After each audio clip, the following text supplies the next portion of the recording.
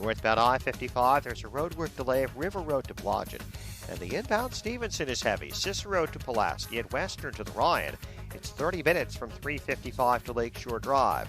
Northbound I-65 is gumped up with construction, with delays from 231 in Crown Point to 101st Avenue, where the right lane is closed. That's traffic. I'm Jim Talamonte on AM 560 The Answer. Chicago's Morning Answer continues next in our 1-hour heating and air conditioning weather center. Thunderstorms, windy later on today. Flooding and isolated tornadoes, just some bad stuff, all cooked up from what remains of Tropical Storm Cristobal. High near 90. More rain and storms overnight, windy, humid, low 73. 74 right now. Next news coming up at 7. Chicago's Morning Answer with Dan and Amy continues next on AM 560, The Answer. Listen to AM 560, The Answer, online at 560theanswer.com, on the AM 560 mobile app, on your Alexa-powered smart speaker, on TuneIn, iHeart, and radio.com. If you're looking for the latest news, insight into what it means, and the sharpest opinion, there's only one station in Chicago where you can turn, and it's this one. We're AM 560, The Answer.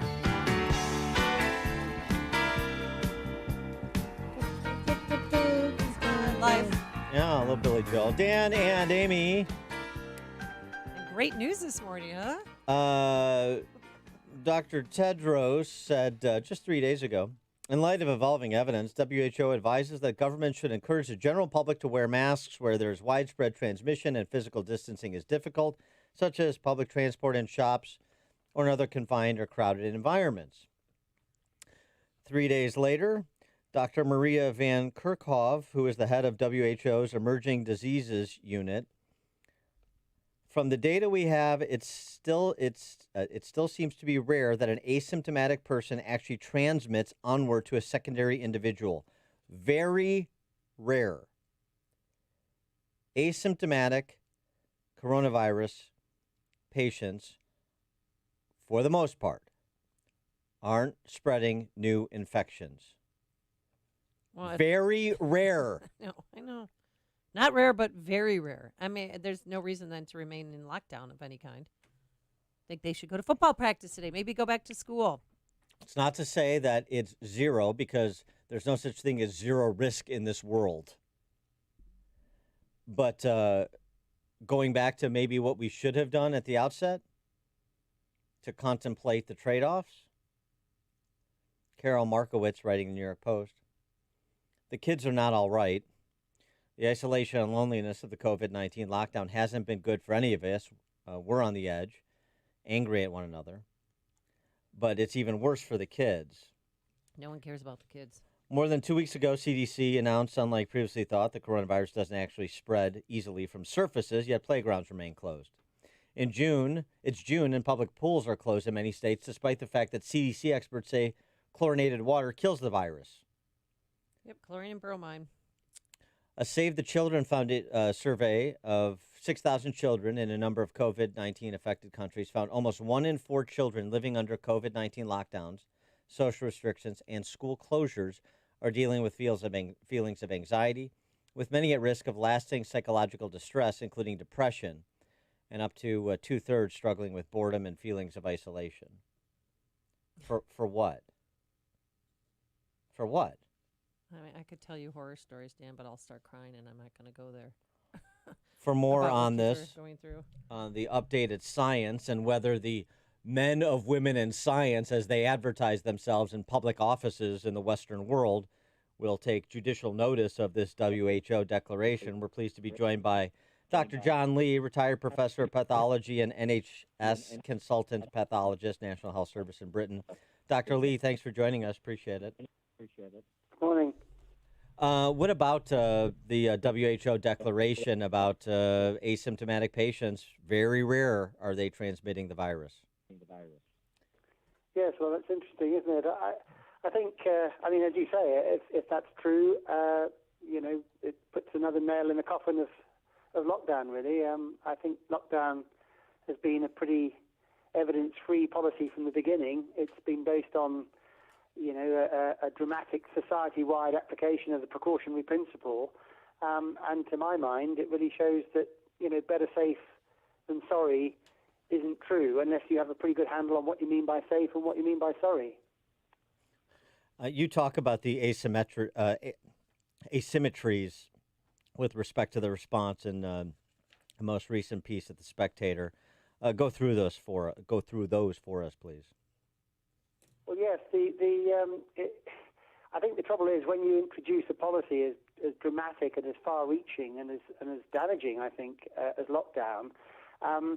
It's going to be difficult to reverse that for politicians and scientists who've been involved in making those decisions, because there are asymmetries in the sense that when you make a decision like this on the basis of really pretty weak evidence initially, to turn it round, you're going to need pretty strong evidence so that everybody doesn't turn around and blame you for anything that happens afterwards. I think it's sort of the chicken licking mode of politics, really, isn't it? It's once you've decided that the sky's falling, it takes quite a lot to convince you that it isn't. So I think we're in that situation at the moment. I think the politicians and a certain group of scientists have convinced themselves that the sky was falling on this.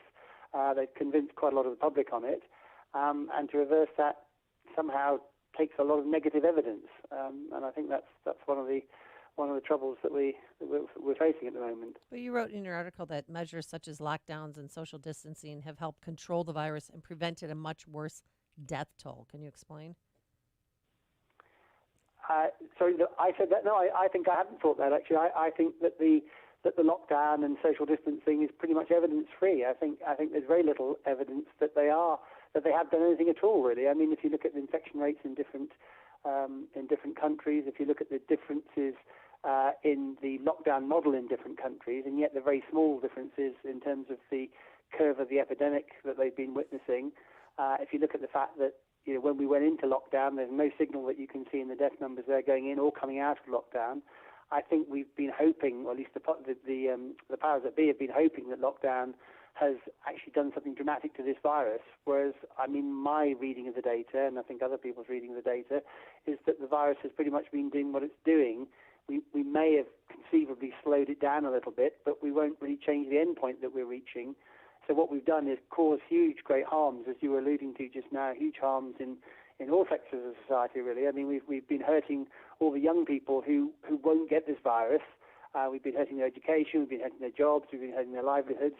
And we've been hurting the old people who this is supposed to be protecting, because mostly older people are the ones who've been suffering mostly seriously from the virus. But then most of them don't get the virus seriously either. And, of course, being isolated when you're old and not being able to see your family, not being able to do all the things that make life worth living is very damaging. And, I mean, I think we all know that there's more to living life than being alive. And I think we need to have a really good look at this in the future to make sure that we don't really overreact in this way again and cause more damage than we're saving.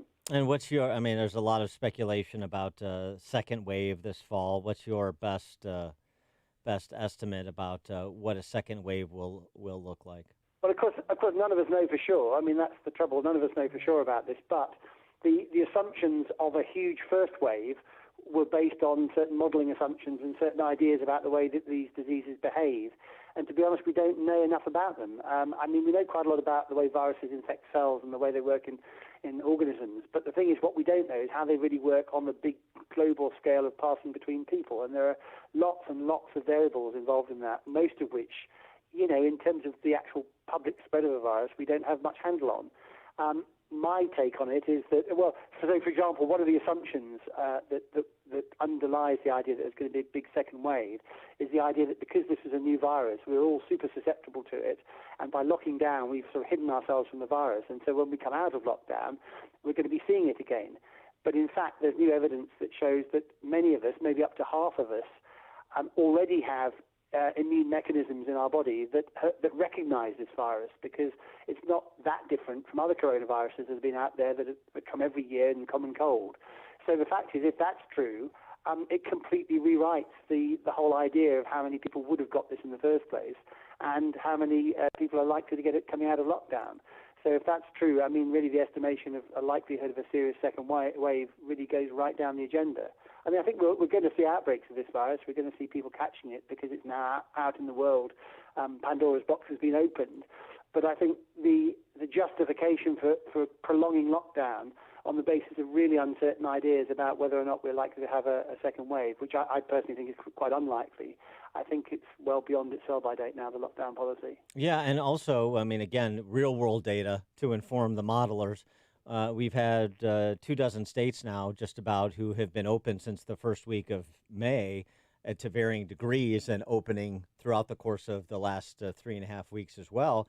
And we've seen no increase in hospitalizations, ICU, case fatality rate. That just hasn't happened like some predicted it would. Yeah, I think that's right. I think the trouble with it is people have put too much weight on models because we don't know how this virus is actually going to behave. People have tried to use epidemiological modeling as a sort of crystal ball, but the thing is, epidemiological modeling isn't a crystal ball. It's been so colossally wrong repeatedly in the past, and the reason really is because when they do the models, we don't have all the data, and some of the assumptions are wrong. So the thing about models is they can be quite good scientifically for informing scientists about what we know, what we don't know, what we might look into in more detail. But they're really not great for informing public policy because they're too imperfect. Really, they're too imperfectly actually model the way the world is. So I think that's the trouble. We're relying, and politicians are looking for certainty in something that can't give certainty. But when you actually look out there in the real world, as you say, the real world doesn't seem to be behaving the way that the modelers would like it to be, and that really says to me that the models, leave quite a lot to be desired. And as I think I've mentioned on here before, one of the key principles of medicine is that you should, when you're introducing a cure for anything, you should first do no harm. So the fact is, you don't just leap in and do an operation on somebody without knowing it's going to be better for them than not.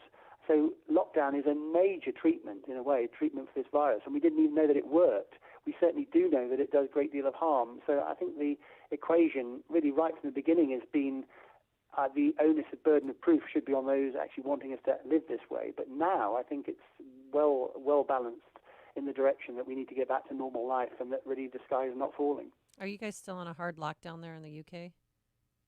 Yeah, I'm afraid the UK is being a bit arthritic in coming out of lockdown. We seem to be more risk-averse, or our government seems to be more risk-averse than many, and we've got the spectacle of our government hiding behind the scientists and the scientists simultaneously hiding behind the government at the moment. Right. So I feel that everybody's busy trying to sort of look the other way and point the finger in a different direction for who actually said about this. And so we're being particularly arthritic over here. We have our national media, the BBC in particular, has been very unwilling to represent any points of view that don't agree with the official narrative that it's all essential and we've all got to stay behind the sofa. So we're being very slow in coming out of it, and I think that's not good for. Well, we've got to do better in the future, and there is knowledge about how to deal with uncertainty, how to deal with radical uncertainty. There's quite good knowledge about that. There's books being published with that title. And what we really need to do is find a way of getting this into government, because at the moment our governments are pretty scientifically illiterate, I would say, unfortunately, and we're illiterate in the way that we actually transfer science and scientific uncertainty into public policy. Well, and one of the ways we can do better in the future is by, say, for example, not reintroducing infected people into nursing homes. I mean, again, the lack of emphasis on this, even though nursing home long-term care facility patients represent the greatest cohort of fatalities in the world, and from pluralities to supermajorities in American states, this was the big blind spot for the Western world, was nursing homes and long-term care facilities, and then exacerbated by governors like Cuomo in New York and Whitmer in Michigan, who continued introducing sick people into the nursing homes. Yeah, I think it's a good example, isn't it, of taking an action that you think is going to be helpful, but without knowing enough about it, and then actually making things worse.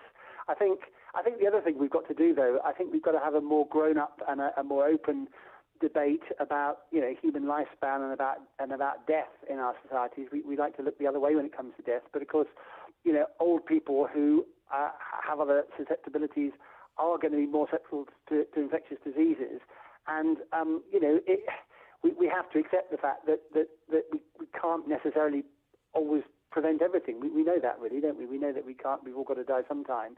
And of course, when we have large numbers of frail people who we do, in a way, it's a compliment to our society. We normally do incredibly well in keeping large numbers of old people, healthy and reasonably happy and alive in nursing homes. But of course, when something like this comes along, it exceeds our capacity to do that.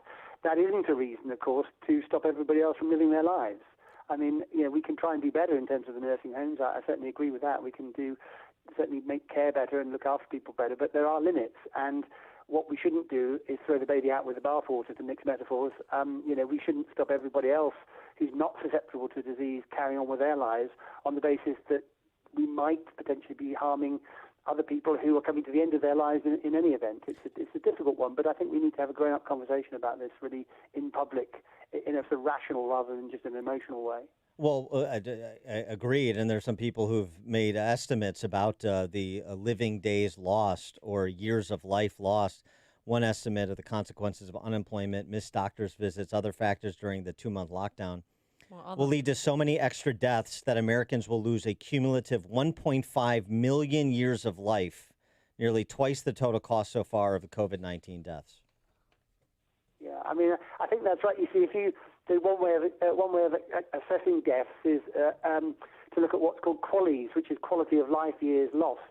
So, if you're, given that the average, median life expectancy is about 82 in our societies, say if you're 81 and you catch a disease sadly and you die, you've maybe lost one quality of life year if indeed you had a good quality of life.